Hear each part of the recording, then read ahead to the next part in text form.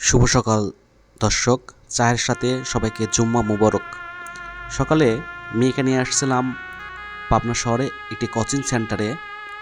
আর মেয়েকে কোচিংয়ে দিয়েই বীর মুক্তিযোদ্ধা মোহাম্মদ শাহাবুদ্দিন চুপ্পু বিনোদন পার্ক থেকে একটু ঘুরে আসলাম।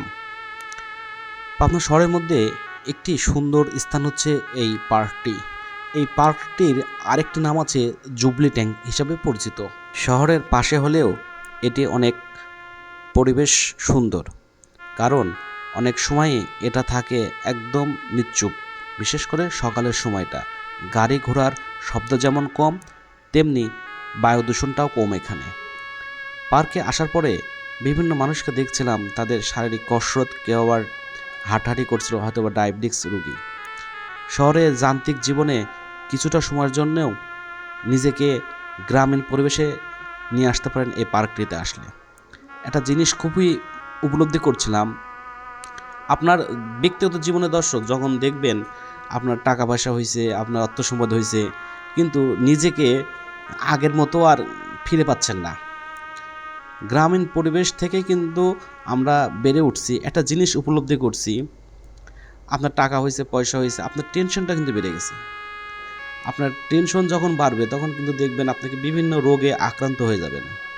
চাইলেও একটা ভালো মন্দ কিছু খেতে পারবেন না, একটা লিমিটের মধ্যে চলে আসবেন।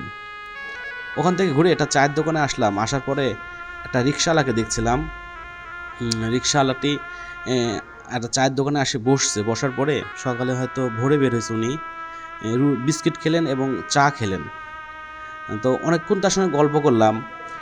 যদিও গল্পগুলা বা কথাগুলা তার ভিডিওতে আমি আনতে পারি নাই, এমনি তার সঙ্গে অনেক আলোচনা হলো।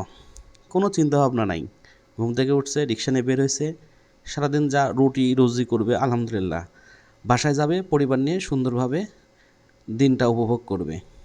কিন্তু যারা ধনী আমরা আছি তাদের কিন্তু অনেক টেনশন। বিছানায় যাবেন, ঘুম হবে না, ডায়াবেটিক্সের বড়ি, এই বড়ি, রুটি খাইতে হবে আপনাকে অর্ধেক, দুপুরে ভাত খাইতে পারবেন, রাত্রে আবার রুটি। কিন্তু ইনাদের দেখলে তখন হিংসে হয়।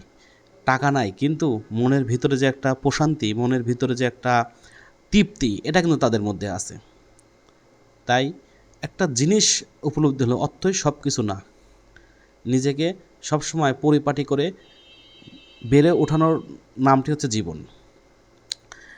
অনেক মানুষকে দেখেছি যারা সব কিছু থাকার পরেও কিছু নেই কিছু নেই এমন একটা ভাবে থাকে। তো ভিডিওটি দেওয়ার উদ্দেশ্য হচ্ছে, আল্লাহ পাক যাকে যতটুকু দিয়েছে এটা নেই আলহামদুলিল্লাহ। প্রিয় দর্শক, ভালো থাকবেন, সুস্থ থাকবেন, ন্যাচারাল পাবনার সঙ্গে থাকবেন। আসসালামু আলাইকুম।